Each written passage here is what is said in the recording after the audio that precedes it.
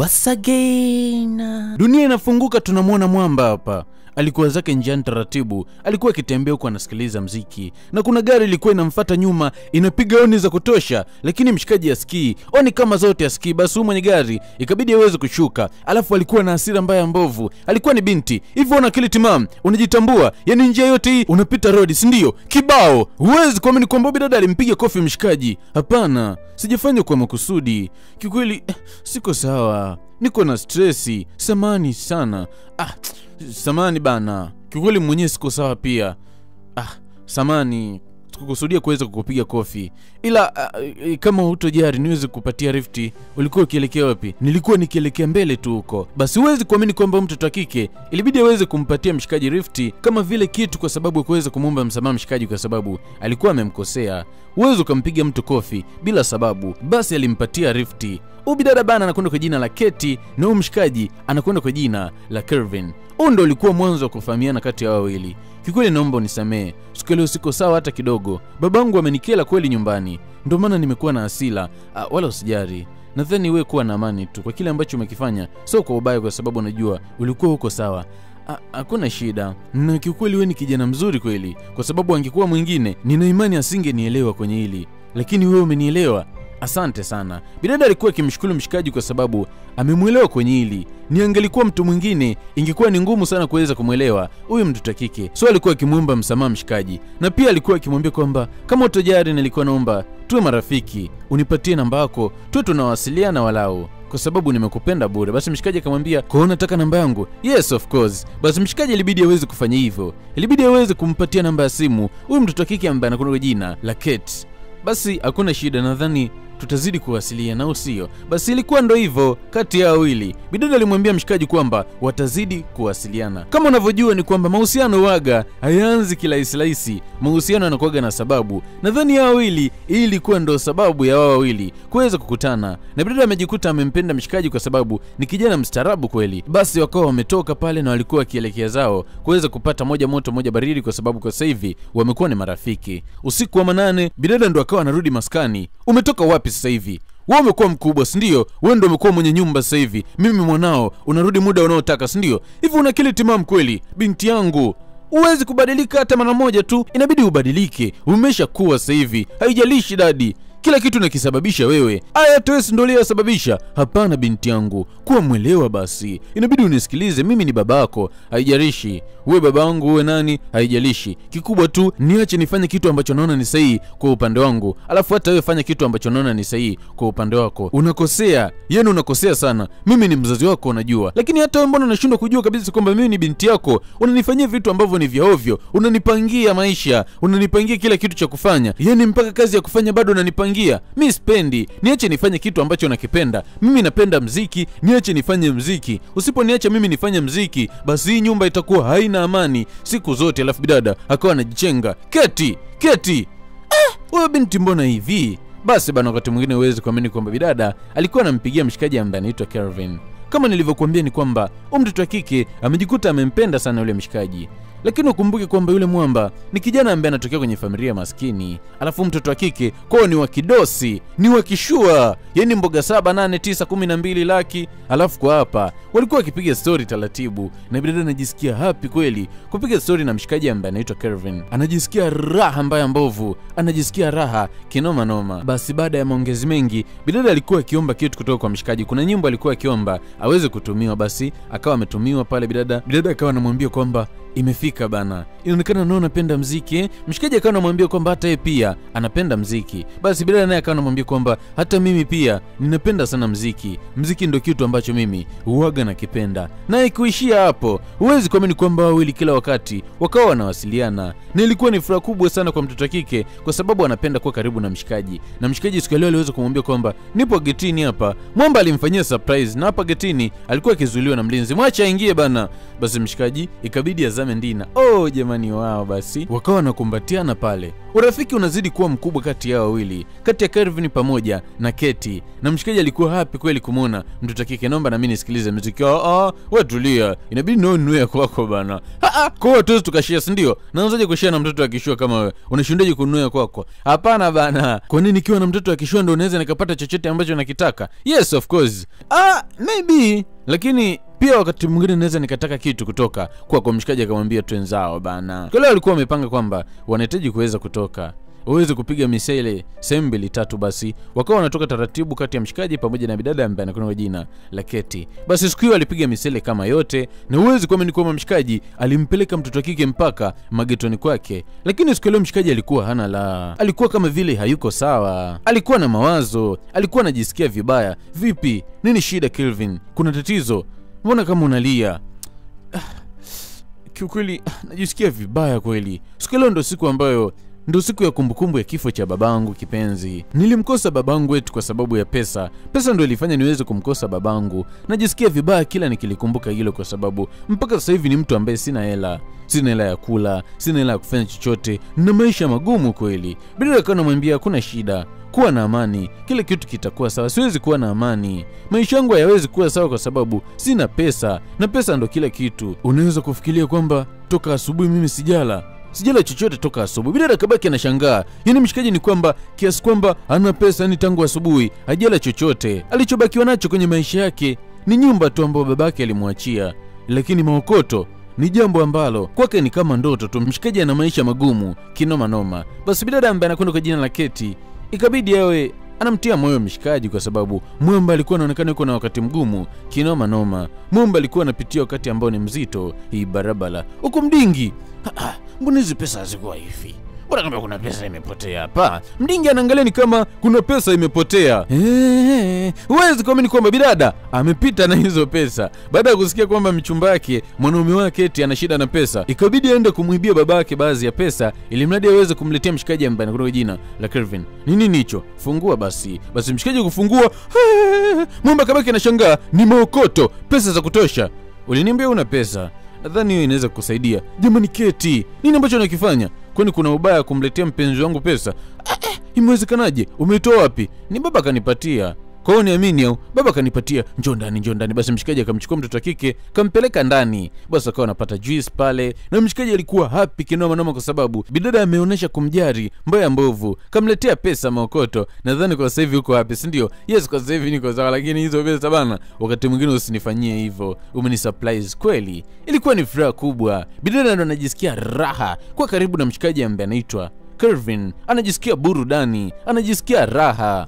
Basi wakati mwingine tunamwona Mdingi hapa, na kuna mtu alikuwa ametimba akawa anampatia bahasha. Huwezi kuamini kwamba Mdingi aligundua kwamba mtoto wake kwa sasa hivi ameanza nyendo ambazo sio sawa, anarudi mpaka saa 8 za usiku. Alimpa kazi mtu ya kuweza kumfuatilia binti yake. Huwezi kuamini kwamba Mdingi alibaki anashangaa.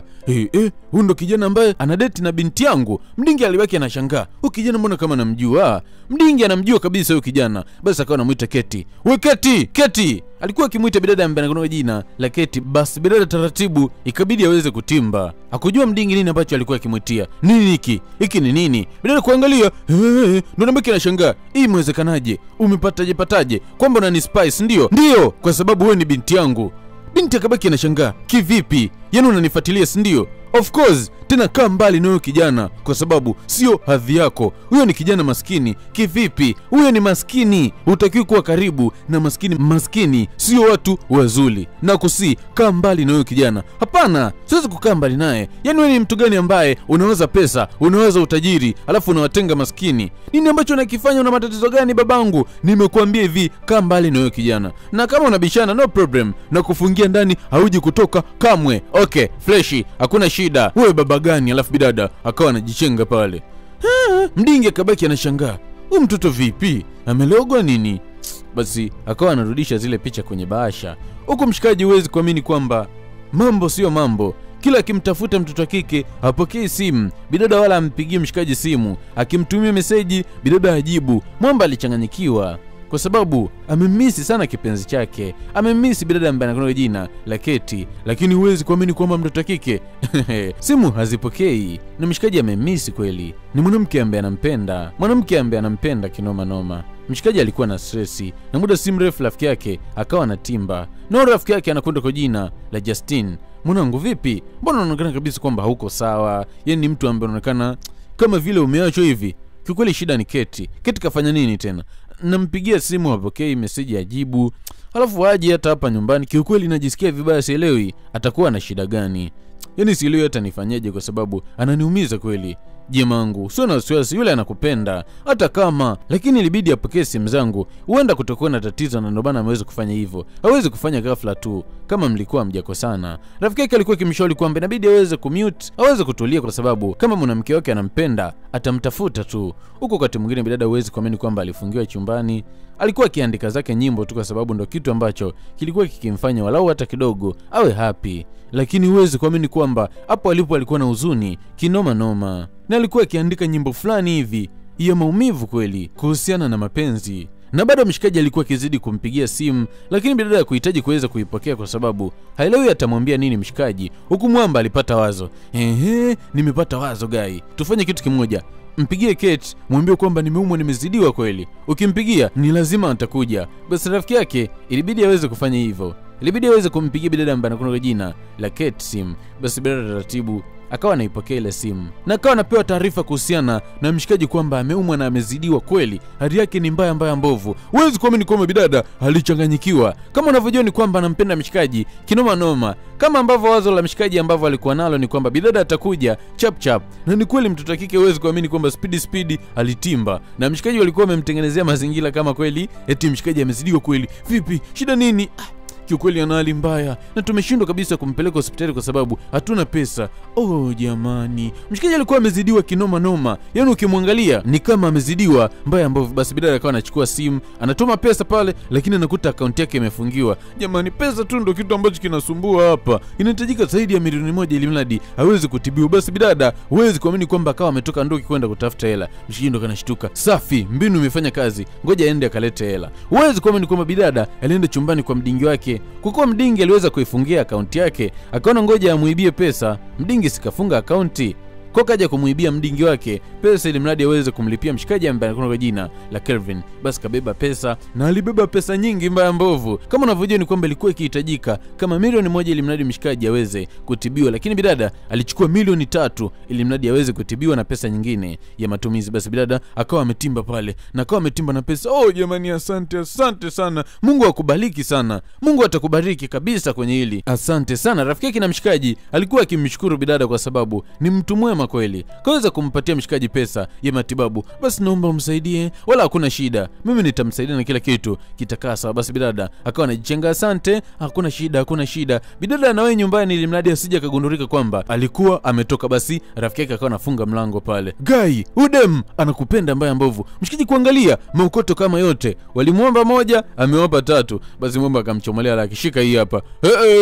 Uwezo kanipatia laki mimi na kuongezea bana. Huku upande wa binti huwezi kuamini kwamba alifika nyumbani akiwa wa moto, sio poa. Dadi, nini ambacho nakifanya? Kwa nini umefungia akaunti yangu? Kwa sababu unatumia pesa vibaya. Kivipi dadi? Unatumia vibaya na ndio maana nimekufungia akaunti yako. Wewe mtu gani? Ni mtu ambaye nakuona kabisa unatoa pesa ovyo ovyo na unakitumia kile kimwanaume chako. Namsaidia tu. Ni kijana maskini, ana mazingira magumu. Kwa nilikuwa namsaidia. Wewe shida yako ni nini dadi? Ulinipa pesa kwa sababu gani? Kwa sababu ya matumizi yangu binafsi. Yes, matumizi yako binafsi. Na sio kuwagawia wanaume. Kaa mbali na yule maskini. Atakupoteza kwenye dila. Hapana dadi, kaa mbali na maisha yangu. Uwezi kuona nichagulia maisha ya kuishi. Itakuwa ndo maana mama yangu alikufa kwa sababu ulikuwa ukimchagulia maisha ya kuishi kibao.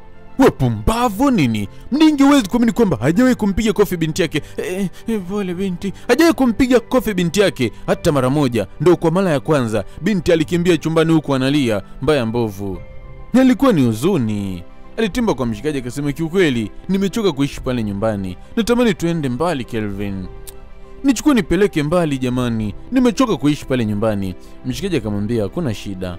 naweza kufanya hivyo, lakini usijisahau kwamba mimi sina pesa. Mimi niko radhi kuishi maisha yoyote ambayo utanifanya niishi. Mimi nitaishi Kelvin. Mimi nina wazo. Kama utojari, tusuke mchongo, twende tukamuibie babako pesa. Tukishaiba pesa, hiyo itaweza kutusaidia mimi na wewe tuweze kuishi.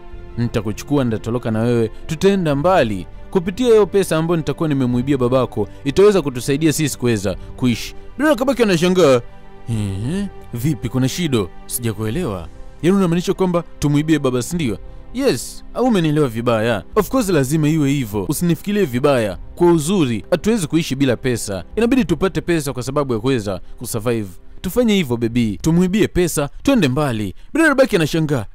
Hakuamini. Yaani wewe ndo unanishauri eti tukamuibie babangu pesa. Yes, hiyo ndo njia pekee. Huwezi kuamini kwamba bidada akawa anajichenga pale. Akaona kabisa huyu ni mwanaume ambaye hamfai. Anamshauri vipi eti wamuibie babake pesa? Ni kitu ambacho hakifai hata kidogo. Bidada huwezi kuamini kwamba aliondoka akiwa amekasirika mbaya mbovu. Guy, nini hicho unachokifanya? Yaani umeshindwa kabisa kumshawishi. Nadhani hawezi kufanya hivyo. Ameshindwa kukubali kwa sababu hawezi kumsaliti babake. Hapana Guy, kuna namna nyingi sana ambazo unaweza kuzitumia kumshawishi. Yule ni mpenzi wako bana. Tafuta namna nyingine uweze kumwelekeza, ni lazima atakubali. Huwezi kuamini kwamba huyu mshikaji ni huyu rafiki yake. Wamepanga plani waweze kumtumia bidada ili mradi bidada aweze kumgeuka babake na kuweza kumsaliti, waweze kumuibia kitita kikubwa sana cha pesa. Bidada alikaa alifikiria, akagundua kwamba amemkosea kweli mshikaji. Basi alichokifanya ikabidi awe anampigia. Alikuwa akimpigia ili mradi aweze kumuomba radhi kwa sababu alikuwa ameondoka bila hata kumuaga, na alikuwa ameondoka wakati hawako kwenye maelewano. Basi bidada akawa anapiga simu. Bidada alikuwa akipiga simu lakini mshikaji hapokei. Ashiki kabisa simu za mtoto kike. Bidada ilikuwa inamfanya anajisikia vibaya kweli. Huko mshikaji ni kwamba anapuuzia tu ile simu. Na rafiki yake alikuwa akimwambia kwamba, "Oya mwanangu, simu inaita huku. Demu wako anazidi kupiga simu." Lakini mshikaji akawa anamwambia, "Hapana, hii simu haitakiwi kabisa kupokelewa. Mimi nina akili, najua kabisa kwamba asipopokelewa simu ni lazima atakuja." Hapo Guy kidogo umenena. Huwezi kuamini kwamba mshikaji kumbe alikuwa apokee simu kimakusudi. Anamaanisha ni kwamba asipopokea ile simu ni lazima mtoto kike atatimba, na akija hapa ndo atajua mbivu na mbichi. Je, yuko tayari kumuuza babake ama raha? Basi huwezi kuamini kwamba bidada ni kweli alitimba nyumbani kwa mshikaji. Na mshikaji akamwambia, "Karibu sana." Bidada akamwambia kwamba, "Nimekubali." "Unasemaje?" "Nimekubali, niko radhi." Huwezi kuamini kwamba mshikaji alifly kinoma noma. Bidada akakubali, yuko radhi kuweza kumsaliti na kuweza kumuuza babake mzazi. Na alifanya hivyo. Huwezi kuamini kwamba alianza kuwapa ramani nzima ya nyumba yao. Mtaingilia hapa, mtatokea hapa, pesa ziko hapa, nitawasaidia kwa njia hii na hii. Yaani bidada aliwapa mchoro mzima, na kwenye hii mission watakuwa mtu 4. Bidada atakuwa kama msoma ramani na atakuwa akiwaongoza sehemu za kwenda, na mshikaji ndo atasimamia issue nzima kuweza kuhakikisha kwamba anaongoza wenzake wawili waweze kulipiga lile tukio. Bidada yuko serious kabisa, yuko radhi kabisa kuweza kumsaliti babake, kuhakikisha kwamba mdingi wake anaweza kuibiwa kitita kikubwa sana cha pesa, kwa sababu anachokiamini kwamba baada ya kuweza kuiba hiyo pesa atatolokea mbali, ataenda kuishi huko mbali na mshikaji ambaye anakwenda kwa jina la Kelvin, kwa sababu amemchoka babake, amechoka sana. Yeye amechoka kuishi na babake mzazi. Basi bana, bidada msaada ambao alitakiwa aweze kutoa ni huu hapa. Huwezi kuamini kwamba siku leo aliweza kumpatia off huyu dada wa kazi, na akamwambia nenda nyumbani ukapumzike. Siku leo nitakusaidia kazi zote. Asante sana madam. Huyu dada wa kazi alifly kweli, pasina kujua kwamba mtoto wa kike alikuwa na mambo yake anahitaji kuweza kuyafanya. Na huwezi kuamini kwamba mtoto wa kike baada ya kuweza kuandaa msosi, yeye ndo akaenda kumpelekea huyu mlinzi wa getini, lakini kwenye huyu msosi kuna kitu alikuwa ameweka kama dawa ya usingizi ambayo itamfanya mlinzi aweze kulala kweli usiku wa leo. Bidada anafanya hivi ili mradi wale wamba wakitimba tu wasipitie wakati mgumu, yani wapenye kiulaini. Basi yule dada ambaye ni dada wa kazi humu ndani ndo alikuwa akiondoka taratibu. Alikuwa akimshukuru sana yule dada kwa sababu amemfanyia wema kweli. Leo naenda kupumzika. Mpaka mlinzi akabaki anashangaa, leo nampumzisha huyu? Madamu umebadilika kweli sasa hivi. Ndo hivyo. Alafu bidada akawa anajichenga, mpaka mlinzi akabaki anashangaa, leo nakula chakula cha madam. Huko bidada huwezi kuamini kwamba kitu alichokifanya ikabidi aanze kuwaambia wamba kwamba time ndo imefika, kwa sababu kila mtu sasa hivi ameshajichenga na yule mlinzi tayari ameshalala. Basi bidada taratibu akawa anamsogelea mzee wake pale. Binti yangu, umeniletea mwenyewe juice? Ya, kwani kuna shido? Basi mdingi akawa anachukua juice pale. Alikuwa happy kweli. Binti yangu umebadilika. kwa kila kitu kiko sawa. Of course, wewe ni babangu na ndo kila kitu kwenye maisha yangu. Nakupenda sana babangu. Bidada ilibidi aweze kufunga ilimradi kila kitu kiwe sawa. Na uwezi kuamini kwamba ilisikika kaa chini. Uwezi kuamini kwamba basi Mdingi akuweka chini. Kani chini pumbavu zenu. Wamba wametimba. Pesa ziko wapi? Wakawa wanamuuliza Mdingi pesa ziko wapi, lakini Mdingi alikuwa asemi.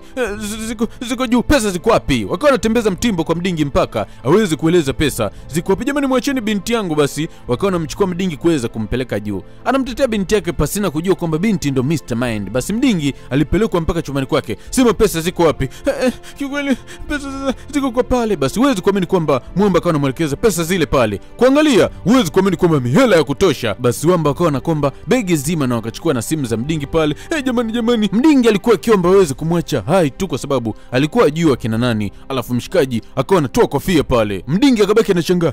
Kelvin, Mdingi kumbe anamjua mshikaji. Inalipa kwa sababu ya babangu mzazi. Alafu mshikaji alimpiga chuma Mdingi. Bidada akabaki anashangaa baada ya kusikia mlio wa risasi. Alitoka nduki kinoma kwani akajua huko usalama ni mdogo. Alafu Mwamba akawa anajichenga. Bidada akawa anapanda juu kwa sababu amesikia mlio wa risasi. Kufika ndani, Mdingi ni wajuzi, amepigwa risasi ya kichwa. Bidada alilia kinoma, alilia barabara.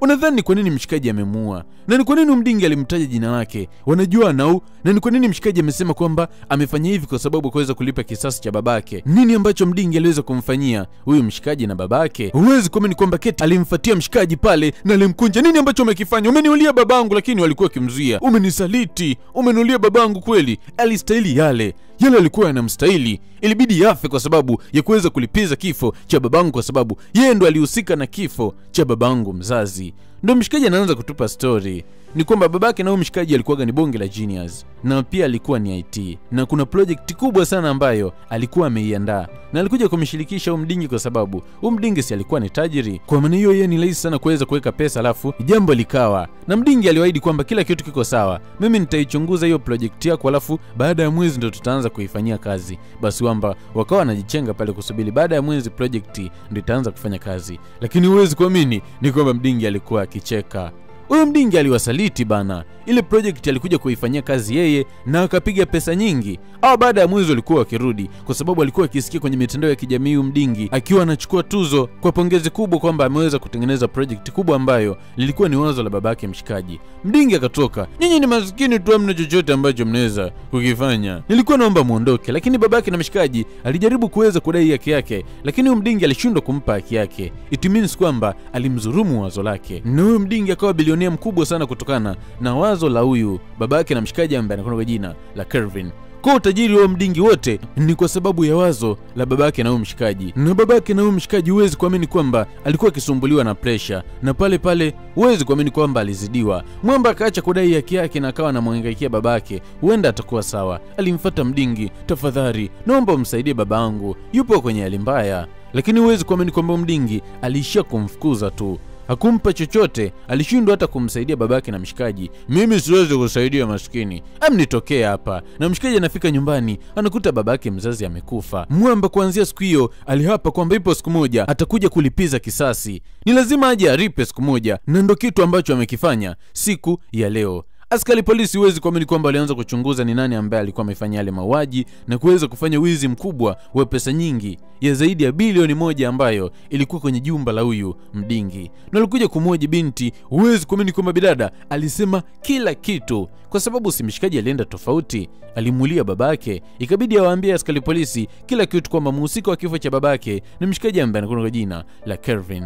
Na askari polisi huwezi kuamini kwamba waliapa watalivalia njuga ili jambo mwanzo mpaka mwisho. Walitimba nyumbani kwa mshikaji Kelvin, lakini walikuta hayupo. Wakapiga simu, hapa tumekuta hayupo, tupatie location nyingine sehemu ambazo waga anashinda. Huko mshikaji huwezi kuamini kwamba alikuwa na wamba wake na wakawa wanagawana pesa. Kila mtu anachukua cha kwake ambacho anakistahili kulingana na kiasi kikubwa sana ambacho alikuwa wamekichukua kwenye lile jumba la kifari. Lakini pale ilisikika tu mikono juu. Wamba pale walikuwa tayari wameshazungukwa na askari polisi. Mshikaji pamoja na wenzake wote walikamatwa, na mshikaji aliweza kufungwa kifungo cha maisha na wenzake walifungwa miaka 20 magereza.